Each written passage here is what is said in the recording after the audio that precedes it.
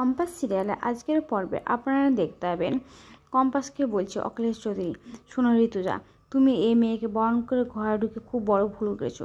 দেখছো ও আজকে অন্যের দোষ দিচ্ছে, ওকে না আমাদের বাড়ির ছেলে সম্পর্কে বলছে যে আমাদের বাড়ির ছেলে খারাপ বলে এসব বলে। তখন বিহানও বলছে, তুমি বলো কম্পাস, তুমি কেন এসব কথা বলছো, নোংরা নোংরা কথা এসব বলে। আর বুবলিকে বলে, এই বুবলি কী হয়েছে বল, মিথ্যা কথা বলছিস কেন? তখন বুবলিকে মাহি কানে কানে বলছে, শোন বুবলি, তুই যদি বেশি কিছু মুখ খুলেছিস তাহলে কিন্তু তোকে এ বাড়ি থেকে বের করে দেবো, তোকে কাজ করতেও নিব না। আর কাজ না করলে বুঝতে পারছিস তোর ফ্যামিলিতে না খেয়ে মরবি, তোর ভাইয়ের পড়াশোনা হবে না, ভেবে চিন্তে কথা বলবি, সব কম্পাসে দোষ দিয়ে দিবি, এসব বলে। তখন অখিলেশ বলে, ঋতুজা তুমি কিছু বলছো না কেন? এত কিছু হয়ে গেল, বারবার করে ওকে বলতে বলছে, তারপরে তুমি কিছু বলছো না এখন, এইসব বলে। আর বিহান তখন জিজ্ঞেস করো অরিনকে, অরিন বল কী হয়েছে, তুই কি কিছু করেছিস, এসব কথা বলে। তখন কম্পাস বলে, ও তো আপনারও তো আশ্চর্য, ও আবার নিজে মুখে স্বীকার করবে না কিছু, ও কী বলেছে আর কী বলেনি এসব বলে। তখন ঋতুজা বুবলিকে ডাকে আর বুবলিকে জিজ্ঞাসা করে। তখন কম্পাস বুবলিকে বলে, বুবলি তুমি সব সত্যিটা বলবে, কি হয়েছে না হয়েছে, তুমি কিন্তু ভয় পাবে না, আমি বারবার করে বলছি, ভয় করে থাকলে কিন্তু তোমার জীবনে কষ্ট হবে, মেয়েরা কিন্তু এই জন্যে পিছিয়ে আছে ছেলেদের থেকে, এসব বলে। তখন মাহি কম্পাসকে বলে, এ কম্পাস তুমি কেন এসব করে কথা বলছো, তাই বলছে। তখন কম্পাস মাহিকে বলছে, শোনো মাহি, আঙ্গুল তুলে চোখ রাঙিয়ে আমার সঙ্গে কথা বলবে না, আমি তোমার থেকে সম্পর্কে বড়, আমি আগেও বলেছি এখনও বলছি বারবার করে। তখন ঋতুজা বলছে, তোমরা চুপ করবে, আমাকে আগে বুবলির সঙ্গে কথা বলতে দাও। তখন বুবলিকে আবারও জিজ্ঞাসা করে, বল বুবলি কী হয়েছে আমাকে। তখন বুবলি মাহির দিকে তাকায় আর মাহি মাথা নাড়িয়ে মানা করে দেয়। তখন বুবলি বলে, না মানে আমি এদিকে আসছিলাম স্টোর রুমে, তখন অরিন্দামণি ভাবছে যে আমি নাকি কিছু চুরি করেছি, তাই আমাকে জাপটে ধরে চোর চোর করে। তখন কম্পাস চিৎকার করে বলে, বুবলি তুমি কি বলছো? তখন অখিলেশ বলে, আবার তুমি চিৎকার করছো, তুমি ওকে থামিয়ে দিচ্ছ কেন, এসব বলে। তখন বলে, ঠিক আছে বলুক। তখন বুবলি ওইসব কথা বললে কম্পাস রেগে যায়।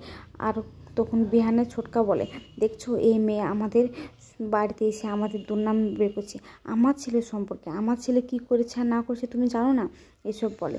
তখন ওখানে ঋতুজা চুপ করে দাঁড়িয়ে থাকে। তখন আবারও বলে, বৌদি তোমার মুখের ওপর আজ থেকে আমি একটাও কথা বলিনি, তোমার কথাটা শেষ কথা মেনে করেছি, তুমি যা বলো সেটা ঠিকই বলো, কিন্তু আজ আমি বলছি আমার ছেলে হয়ে কিন্তু তুমি একটাও কথা বলছো না, আর আমার ছেলে অন্যায় করেনি সেটাও তুমি কিন্তু বলছো না। বিহানও বলছে, এই মেয়েকে ঘাড় ধাক্কা দিয়ে বাড়ি থেকে বের করে দেওয়া উচিত, এই মেয়ে আমাদের মান সম্মান ডোবাতে এসেছে। অন্যদিকে ওর বৌদি দাঁড়িয়ে আছে। তখন ওর বৌদি ওর বরকে বলে, আমার কিন্তু মনে হচ্ছে কম্পাস মিথ্যা কথা বলছে না। তখন ওর দাদা বলে, তাহলে কি বলছে, আমার ভাই মিথ্যা কথা বলছে, এইসব বলে। তখন বলে, আমি জানি না। তখন অখিলেশ বলে, এই মেয়ে আমাদেরকে কিসের জন্য এসেছে আমাদের বাড়ি আমরা নিজেও বুঝতে পারছি না, এসব বলে।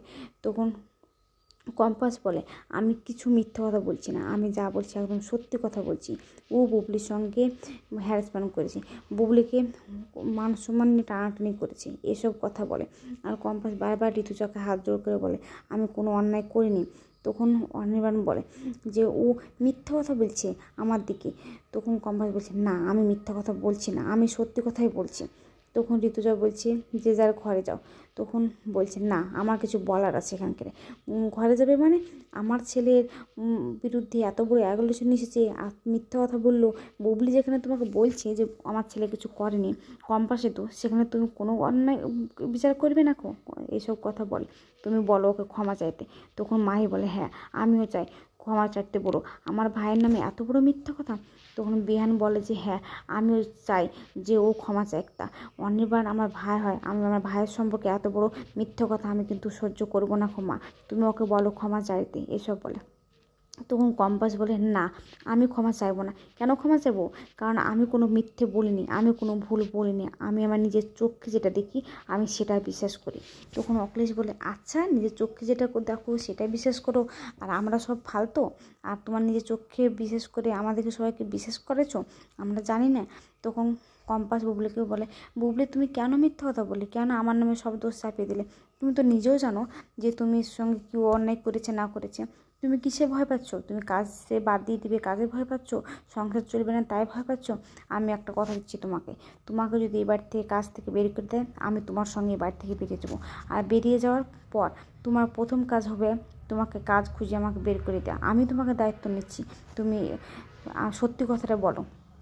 তখন অখিলেশ বলে, কী সত্যি কথা বলবি, যেটা সত্যি সেটাই বলেছি। তখন ঋতুজা বলে, সবাই ঘরে যাও।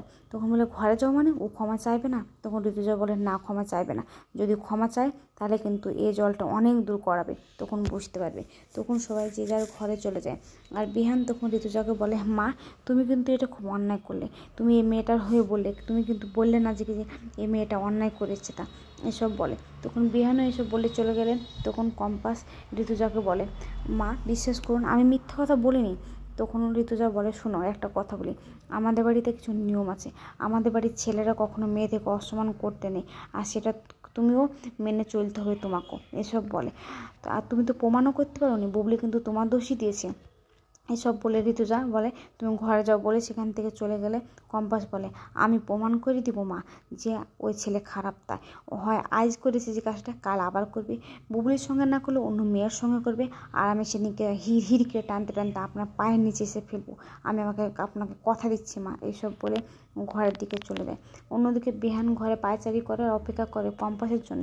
ঠিক তখনই ওর মোবাইলে একটা SMS পাঠায় মোনালিসা। আর SMS-টা শুনে যে, বিহান, তুমি আজ ফুলসজ্জার ঘরে আছো কম্পাসের সঙ্গে, আমার কিন্তু ঘুম আসছে না, আমার খুব কষ্ট হয়েছে বিহান, যতবার মনে পড়ছে আমি ততবার উঠে দাঁড়াচ্ছি। তুমি ওই মেয়ের সঙ্গে থেকো না, ওই মেয়ে কাল লাগেনি, ওই মেয়ে তোমাদের দিকে তোমাদের বন্দুক ছুড়বে। এসব করে নানান কথা বলে কম্পাসের সম্পর্কে। তখন কম্পাস এসে সে কথাটা শুনে নেয়। অন্যদিকে দেখা যায় যে বুবলির ঘরে সে কাজের একটা লোক আছে, বাবুল দাস, সে যায় আর বলে, আচ্ছা বুবলি, তোকে আমি সত্যি কথাটা কইতে বললাম, বৌদিদি তো আমাদের দিকে আছে, তারপরেও তুই কেন করলি না এই কথাটা শুনে নেয় ঋতুজা এসে। আর তখন আবারও বলে বাবলুদা যে, আমি কি করতাম বলো, আমি যদি বলে দিতাম তাহলে আমাকে কাজ থেকে বের করে দিত, আমার ভাইয়ের পড়াশোনা হতো না, আমাদের উনুন জ্বলতো না, আমি কি করে বলে দিতাম তুমি বলো, আর আমি এখন কোথায় কাজ খুঁজে পেতাম?